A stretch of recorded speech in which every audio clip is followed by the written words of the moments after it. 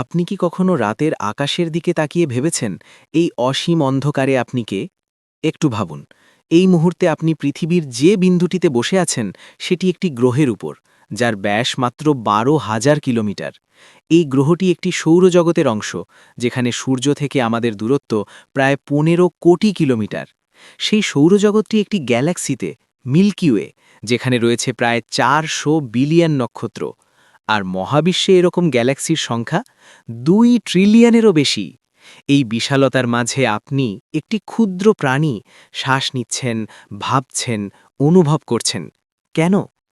বিজ্ঞান বলে বিবর্তনের দীর্ঘ পথ পেরিয়ে আপনি আজ এখানে, কিন্তু পবিত্র কোরআন বলে অন্য কথা, এমন কথা যা শুনলে হৃদয় কেঁপে ওঠে। আল্লাহ তাআলা এই বিশাল মহাবিশ্ব বানিয়েছেন শুধুমাত্র একটি কারণে, তোমার জন্য, তোমাকে পরীক্ষা করতে, তোমাকে সম্মান দিতে। আজ আমরা সেই গল্প বলবো, সেই মুহূর্তের গল্প যখন এই পৃথিবীতে প্রথমবারের মতো একটি প্রাণ জন্ম নিয়েছিল, যখন মাটি থেকে তৈরি হয়েছিল রক্ত মাংসের একটি অপূর্ব মানব দেহ, যখন আরশের মালিক নিজ ইচ্ছায় সেই দেহে প্রাণ ফুঁকে দিয়েছিলেন। এটি ইতিহাসের সবচেয়ে গুরুত্বপূর্ণ গল্প। এটি আপনার গল্প। সৃষ্টির আগে শূন্যতার বুকে পরিকল্পনা। সৃষ্টির আগে কি ছিল? না আলো, না অন্ধকার, না সময়, না স্থান, না শব্দ, না নিস্তব্ধতা। শুধু ছিলেন তিনি, আল্লাহ, আল আউয়ালু ওয়াল আখিরু, প্রথম এবং শেষ, যিনি কারও মুখাপেক্ষী নন, অথচ সব কিছু তার মুখাপেক্ষী। তার ইলম, জ্ঞান এমন যে যা হয়েছে, যা হচ্ছে এবং যা হবে সব কিছু তার কাছে একটি খোলা কিতাবের মতো। তিনি জানতেন একদিন তিনি সৃষ্টি করবেন আকাশ, পৃথিবী, আলো, বাতাস, পানি, আগুন, সৃষ্টি করবেন ফেরেশতা, জিন এবং সবশেষে সবচেয়ে সম্মানিত সৃষ্টি, মানুষ। কিন্তু কেন? কারণ আল্লাহ ছিলেন গুপ্তধন। একটি হাদিসে কুদসিতে তিনি বলেছেন, আমি ছিলাম লুকানো ধন, আমি চাইলাম আমাকে জানা হোক, আমি সৃষ্টি করলাম। ভাবুন, সমগ্র সৃষ্টিজগৎ তৈরি হয়েছে শুধু এই একটি কারণে, যাতে তাকে জানা যায়, তাকে চেনা যায়, তাকে ভালোবাসা যায়। এবং সেই পরিচয়ের মাধ্যম হবে মানুষ। প্রথমে তৈরি হলো আকাশ ও পৃথিবী। আল্লাহ আদেশ করলেন, কুন, হও, আর মহাবিশ্ব অস্তিত্বে এলো। বিজ্ঞান একে বলে বিগ ব্যাং, মহাবিস্ফোরণ। কোরআন বলেছিল 1400 বছর আগে আকাশ ও পৃথিবী একসাথে জোড়া লাগানো ছিল, তারপর আমি তাদের আলাদা করে দিলাম। আজ বিজ্ঞানও স্বীকার করে শুরুতে সব শক্তি এক বিন্দুতে কেন্দ্রীভূত ছিল। সেই মুহূর্ত থেকে শুরু হয় ক্ষণগণনা। পৃথিবী তৈরি হলো, তার বুকে তৈরি হলো পাহাড়, নদী, সমুদ্র, বন। আকাশে সাজানো হলো সূর্য, চাঁদ, তারা। সব কিছু প্রস্তুত হতে লাগল। মঞ্চ তৈরি হচ্ছিল সেই মহান অভিনেতার জন্য, যাকে বলা হবে আশরাফুল মাখলুকাত, সৃষ্টির সেরা। ফেরেশতারা দেখছিলেন সবকিছু।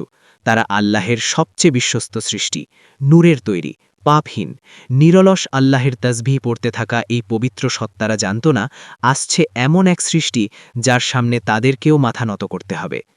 পৃথিবীর মাটি, আজরাইলের মহান পরীক্ষা। আল্লাহের সিদ্ধান্ত হল, তিনি ফেরেশতাদের কাছে ঘোষণা করলেন, আমি পৃথিবীতে একজন খলিফা প্রেরণ করতে চাই। ফেরেশতারা বিস্মিত হল। তারা আদবের সাথে জিজ্ঞেস করল, হে আমাদের রব, আপনি কি সেখানে এমন কাউকে পাঠাবেন যে ফাসাদ করবে, রক্ত ঝরাবে? আমরা তো নিরন্তর আপনার তসবিহ করি, আপনার পবিত্রতা ঘোষণা করি। আল্লাহ বললেন, আমি যা জানি তোমরা তা জানো না। এই এক বাক্যে বন্ধ হয়ে গেল সব প্রশ্ন। তারপর আল্লাহ তার মহান পরিকল্পনার প্রথম ধাপ শুরু করলেন। মানুষ তৈরি হবে মাটি থেকে।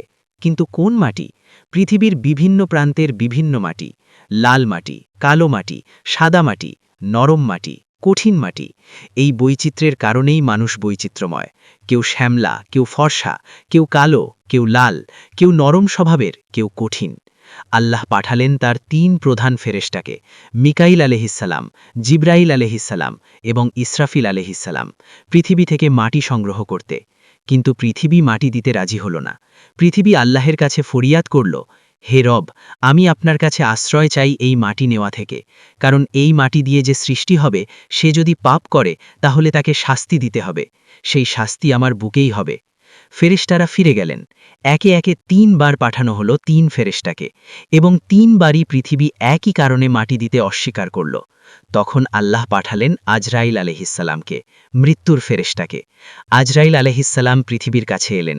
পৃথিবী আবারও ফরিয়াদ করতে চাইল, কিন্তু আজরাইল আলাইহিসসালাম বললেন, হে পৃথিবী, আল্লাহের নামে আমি তোমার কাছে এসেছি। তুমি অস্বীকার করলে তার আদেশ অমান্য হয়। তার আদেশ পালন করা আমার দায়িত্ব। এবার পৃথিবী আর না করল না। আজরাইল আলাইহিসসালাম পৃথিবীর বিভিন্ন প্রান্ত থেকে মাটি সংগ্রহ করলেন, পূর্ব থেকে পশ্চিম, উত্তর থেকে দক্ষিণ, কালো মাটি, লাল মাটি, সাদা মাটি, মিষ্টি মাটি, নোনতা মাটি। এই বৈচিত্র্যময় মাটি নিয়ে তিনি উপরে গেলেন। আল্লাহ সেই মাটি নিলেন। এই কারণেই মানুষের মৃত্যুর সময় আজরাইল আলাইহিসসালাম আসেন, কারণ তিনিই প্রথম মানুষের মাটি সংগ্রহ করেছিলেন। মানুষের সাথে তার সম্পর্ক সেই আদিকাল থেকে। মাটি থেকে কাদা, বিজ্ঞানের বিস্ময়কর সমর্থন। মাটি সংগ্রহ হলো, কিন্তু শুধু মাটি দিয়ে তো কিছু হয় না। মাটিকে পানির সাথে মেশাতে হবে, তৈরি করতে হবে কাদা। পবিত্র কোরআনে আল্লাহ বলেছেন, আমি মানুষকে সৃষ্টি করেছি ঠনঠনে মাটি থেকে, যা কালো কাদামাটি থেকে তৈরি। সূরা হিজরে ২৬। অন্যত্র বলেছেন, তিনি মানুষকে সৃষ্টি করেছেন এঁটেল মাটি থেকে। আর রহমান ১৪। এখন বিজ্ঞান কি বলে? আধুনিক বিজ্ঞান মানবদেহের উপাদান বিশ্লেষণ করেছে।